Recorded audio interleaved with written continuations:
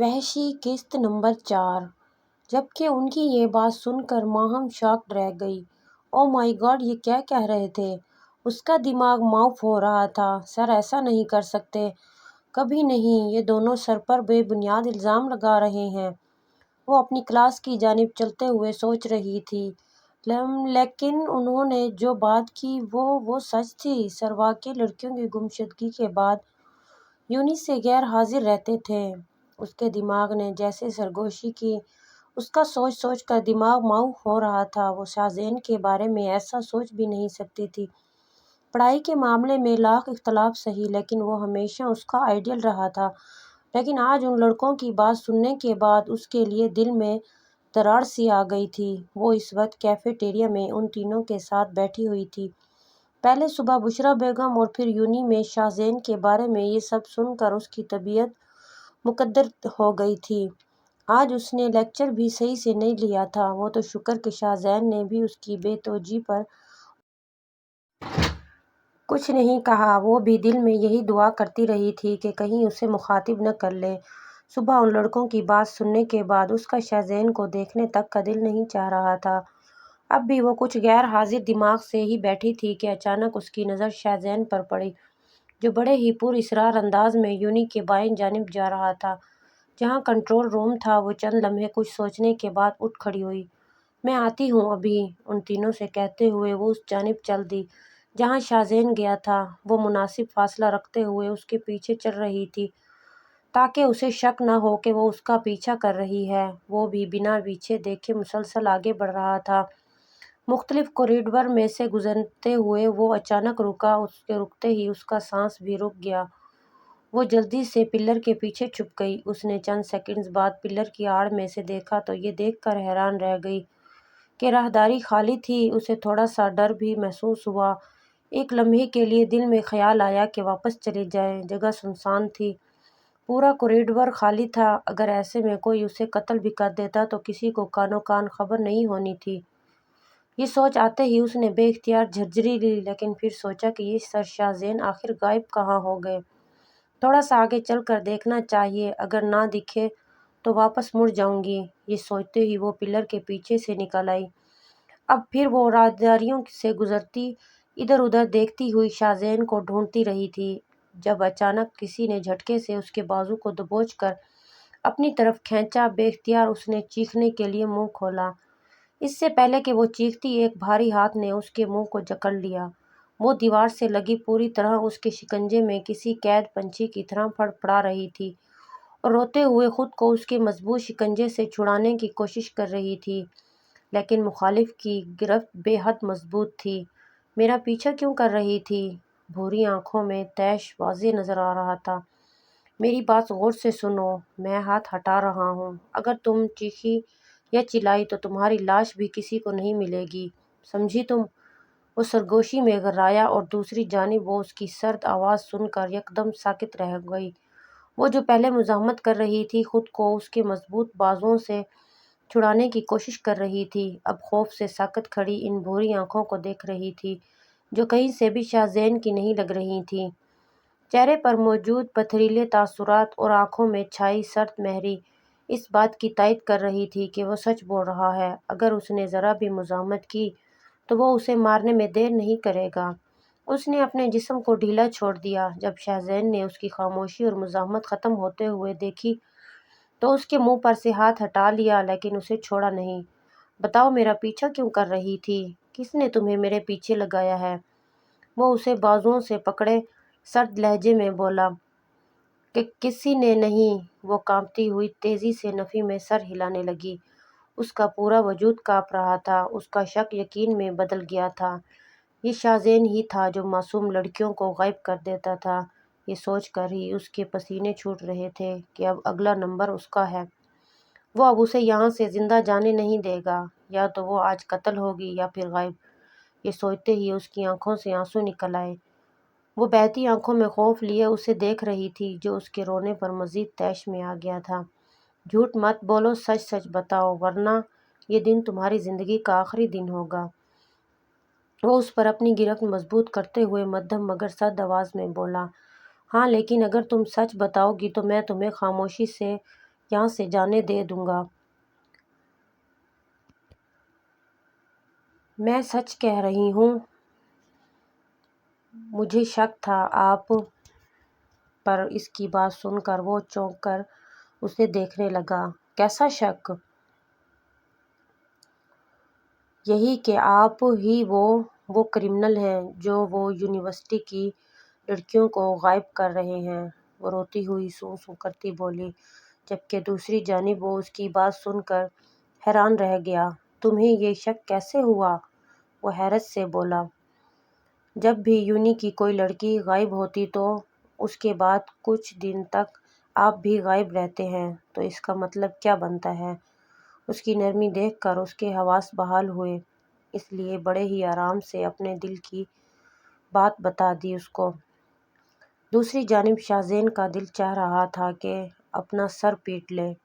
کتنی آسانی سے اس نے اتنا بڑا الزام اس پر لگا دیا تھا۔ وہ جانتا تھا کہ یہ لڑکی بے وقوف ہے، لیکن اتنی زیادہ ہوگی، یہ اندازہ آج اس کی اتنی بڑی بے وقوفی دیکھ کر ہو گیا تھا۔ چند لمحے وہ حیرت سے اسے دیکھتا رہا۔ اس کے پاس کہنے کے لیے الفاظ ختم ہو گئے تھے۔ جب اس نے خاموشی سے اسے اپنی طرف دیکھتے ہوئے پایا تو سمجھ گئی، اب وہ اسے زندہ نہیں چھوڑے گا، اور اب دل ہی دل میں پچھتانے لگی کہ کیا ضرورت تھی اسے یہ بتانے کی کہ اسے اس کی اصلیت معلوم ہو چکی ہے۔ اب تو وہ اسے بالکل زندہ نہیں چھوڑے گا۔ کوئی بھی قاتل اپنے خلاف چلتے پھرتے ثبوت کو یوں کھلے عام چھوڑ سکتا ہے؟ ہرگز نہیں۔ اب وہ پھر خوف سے اسے دیکھ رہی تھی کہ نہ جانے کیا حشر کرے گا، لیکن وہ یہ دیکھ کر حیران رہ گئی کہ شاہزین نے اس کے بازوؤں پر سے اپنی گرفت ختم کر دی اور اسے چھوڑ دیا۔ کسی سے بدگمان ہونے سے پہلے تصدیق کر لیا کرو، اور ہاں، آئندہ کسی مرد کے پیچھے اس کے اس طرح اکیلے آنے کی بے وقوفی مت کرنا، سمجھی؟ اس کی سنجیدگی سے کہنے پر اس نے بے اختیار سر اس بات میں ہلایا۔ اسے اس وقت صرف اپنی فکر تھی۔ اب تم جا سکتی ہو، شاہزین کے کہنے کی دیر تھی۔ وہ بنا پیچھے دیکھے سر پٹ بھاگی۔ وہ اسے اتنی تیزی سے بھاگتے دیکھ کر ہلکا سا مسکرایا۔ اتنے میں میسج کی مخصوص ٹون بجی تو وہ اس کی جانب متوجہ ہو گیا۔ ذیشان، سمجھنے کی کوشش کرو، میں اتنی دور تمہارے ساتھ نہیں جا سکتی۔ وہ کب سے اسے سمجھانے کی کوشش کر رہی تھی، جو اپنی ضد پر اڑا ہوا تھا۔ وہ دونوں اس وقت ایک کیفے ٹیریا میں بیٹھے ہوئے تھے۔ ذیشان کے پرزور اصرار پر وہ آج اس سے ملنے آ گئی تھی، جو اب ایک اور فرمائش کیے بیٹھا تھا کہ وہ اس کے ساتھ شہر سے باہر پورا دن گزارنا چاہتا ہے، اس کے ساتھ ٹائم سپینڈ کرنا چاہتا ہے۔ سدرا، کیا میرا اتنا بھی حق نہیں کہ تم اپنا صرف ایک دن میرے نام کر سکو؟ وہ ناراضگی سے اسے دیکھ رہا تھا۔ مجھ پر صرف اور صرف تمہارا حق ہے، لیکن شہر سے باہر کیسے جا سکتی ہوں میں؟ سمجھنے کی کوشش کرو، گھر میں امی اور چھوٹا بھائی اکیلے ہوتے ہیں، میں پورا دن باہر نہیں رہ سکتی ہوں۔ وہ پریشانی سے اسے سمجھا رہی تھی، جو کچھ سمجھنے کے لیے تیار ہی نہیں تھا۔ نہیں، تم جھوٹ بول رہی ہو، اصل میں تمہیں مجھ پر یقین ہی نہیں ہے، اس لیے تم میرے ساتھ نہیں جانا چاہ رہی ہو۔ وہ آنکھوں میں شکوہ لیے اس سے بولا، جبکہ وہ اس کی بات سن کر تڑپ گئی۔ کیسی باتیں کر رہے ہو؟ مجھے دنیا میں اگر کسی پر سب سے زیادہ بھروسہ ہے تو وہ تم ہو ذیشان۔ ایسا سوچ بھی کیسے لیا تم نے؟ تو پھر کیوں ڈر رہی ہو؟ گھر والوں کی فکر مت کرو، ہم صبح جائیں گے تو شام تک واپس آ جائیں گے۔ میں تمہارے ساتھ گھومنا پھرنا چاہتا ہوں، وقت گزارنا چاہتا ہوں، تاکہ شادی کے بعد ہمارے لیے ہر لمحہ یادگار رہے۔ وہ اس کا ہاتھ اپنے ہاتھوں میں لے کر محبت سے اسے دیکھتے ہوئے بولا، وہ تو ٹھیک ہے، لیکن میں امی کو کیا کہوں گی؟ وہ کچھ تذبذب سی بولی، کہہ دینا کہ اسکول کی جانب سے کوئی کام دیا گیا ہے، اسی سلسلے میں جا رہی ہوں۔ اس کے پاس ہر مسئلے کا حل تھا۔ وہ چند لمحے تذبذب سے اسے دیکھتی رہی اور پھر اس بات میں سر ہلا دیا، جسے دیکھ کر ذیشان کے چہرے پر پرسکون مسکراہٹ آ گئی۔ ہمیشہ کی طرح کمرے کا ماحول پر اسرار تھا۔ مہاراج اور وہی بھوری آنکھوں والا نوجوان دونوں آمنے سامنے بیٹھے تھے۔ مہاراج کی آنکھیں بند تھیں اور ہونٹ ہل رہے تھے۔ چند لمحے بعد آنکھیں کھولی اور اپنی سرخ دہکتی ہوئی آنکھوں سے مقابل کو دیکھتے ہوئے کہا، ہاں بتاؤ، وہ ناری کب تک بلی چڑھے گی؟ بس آدھے سے زیادہ کام ہو گیا ہے، 2 دن تک اس لڑکی کا سر آپ کے قدموں میں ہوگا۔ بھوری آنکھیں میں شفقت نمایاں نظر آ رہی تھی۔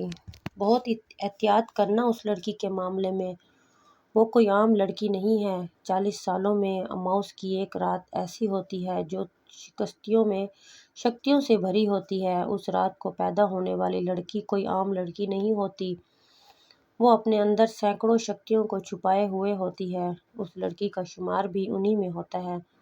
تم نہیں جانتے کہ اس کی بلی سے کالی ماتا تم سے کتنا خوش ہوگی، اور اگر ایک دفعہ وہ خوش ہو گئی تو تمہیں دنیا کا طاقتور انسان بننے سے کوئی نہیں روک سکتا۔ اس کے بعد تمہاری خوشیوں کی شروعات ہو جائے گی۔ اس پوری دنیا پر تمہاری حکمرانی ہوگی، صرف اور صرف تمہاری۔ تم ہمیشہ کے لیے امر ہو جاؤ گے۔ مہاراج کی یہ بات سن کر اس فاق آنکھوں میں چمک پیدا ہوئی، دنیا تسخیر کرنے کی چمک۔ وہ اس وقت اپنے اپارٹمنٹ کے لاؤنج میں صوفے پر گود میں لیپ ٹاپ لیے بیٹھا ہوا تھا اور ٹانگیں سامنے ٹیبل پر رکھی ہوئی تھیں۔ لیپ ٹاپ کی اسکرین سے نکلتی روشنی اس کے چہرے پر پڑ رہی تھی، جس سے اس کی ہری آنکھیں گہری سبز نظر آ رہی تھیں۔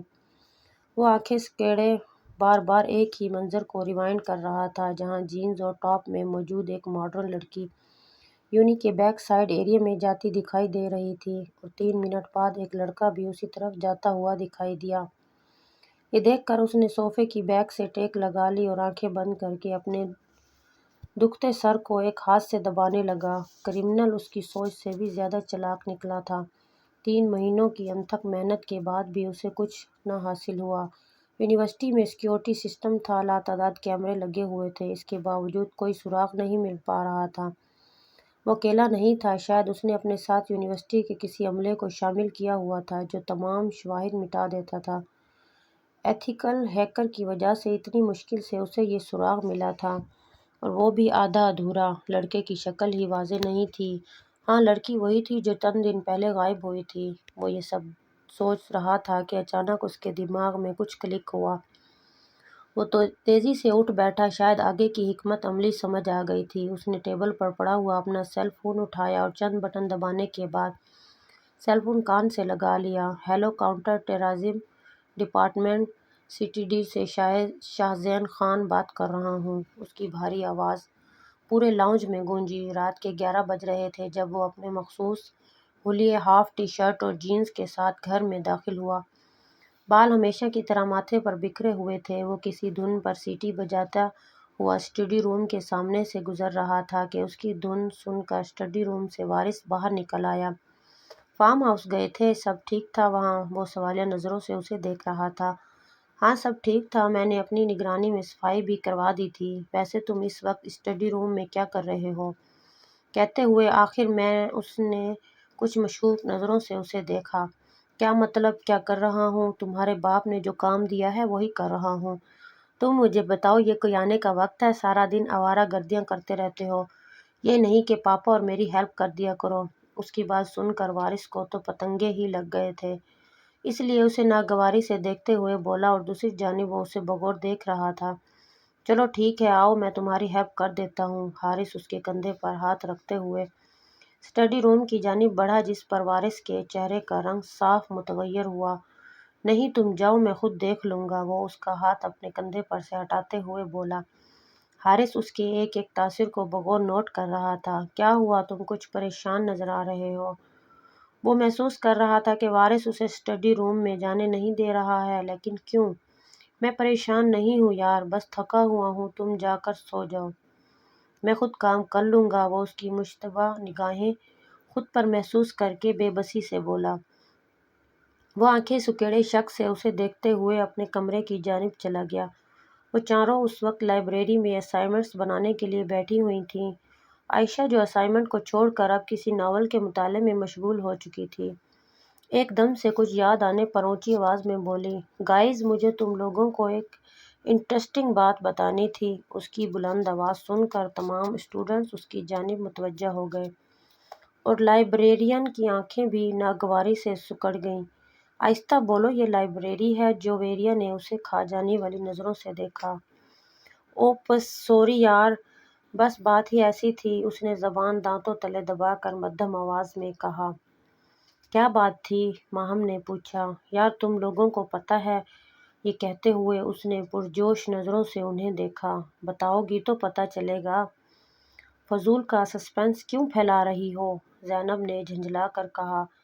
یار وہ جو سر شاہزین ہے نا، اس نے یہ کہتے ہوئے پھر وقفہ لیا۔ شاہزین کا نام سن کر ماہم کے کان کھڑے ہو گئے۔ وہ سوچنے لگی کہیں اسے بھی سر شاہزین کی پر اسرار شخصیت معلوم تو نہیں ہو گئی۔ وہ اب شاہزین کو کرمنل تو نہیں سمجھ رہی تھی، لیکن اسے یہ ضرور معلوم ہو گیا تھا کہ وہ بظاہر وہ نہیں ہے جو دکھتا ہے۔ وہ سمجھ گئی تھی کہ وہ کسی مقصد کے لیے یہاں آیا ہے۔ اس نے یہ بات کسی کو نہیں بتائی تھی۔ اس دن کے بعد سے وہ شاہزین سے کترائی پھرتی تھی۔ وہ بھی اسے مخاطب نہیں کرتا تھا، ڈانٹ ڈپٹ تک چھوڑ دیتی تھی۔ شاید وہ اس کی کیفیت سمجھ گیا تھا یا پھر وہ بھی اس سے کترا رہا تھا۔ رہنے دو تمہاری بات مکمل ہونے تک رات ہو جائے گی اور ہم میں اتنا صبر نہیں ہے۔ جویریہ کو اس کے پھر سے وقفہ لینے پر شدید غصہ آیا۔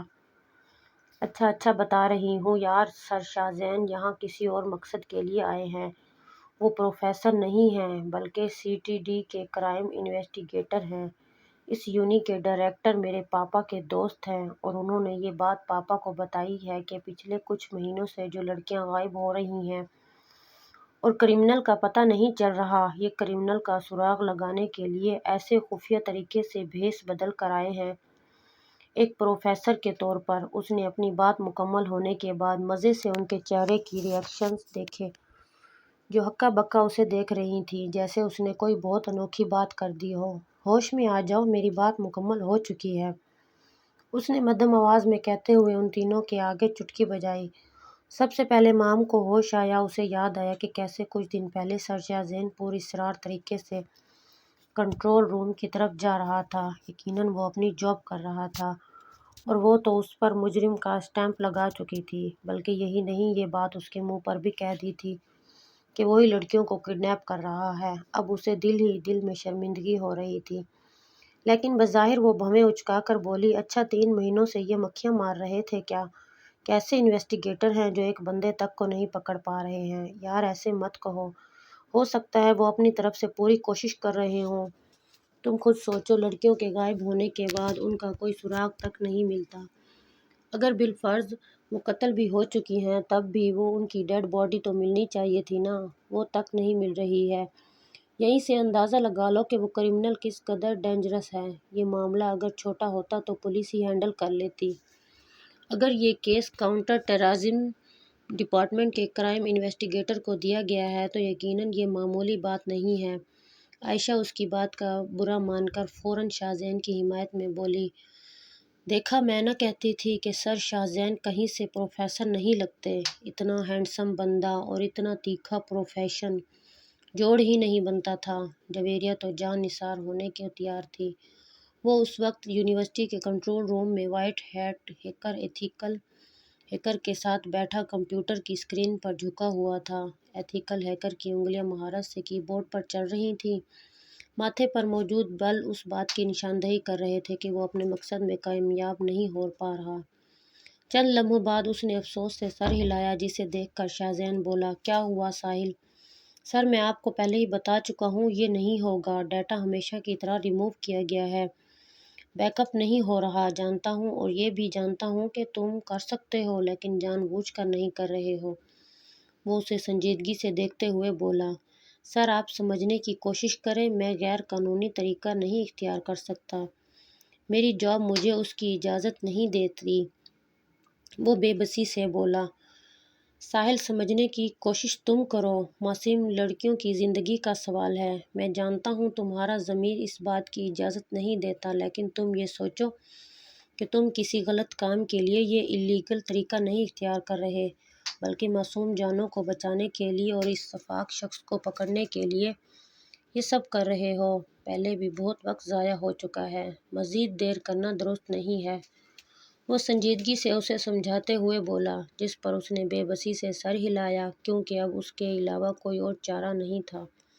اور پھر تقریباً 2.5 گھنٹے کی محنت کے بعد ساری فوٹیج حاصل کر لی گئی، جس پر شاہزین نے بے اختیار سکھ کا سانس لیا۔ سر یہ آپ ابھی دیکھیں گے؟ ساحل نے سوالیہ نظروں سے اسے دیکھا۔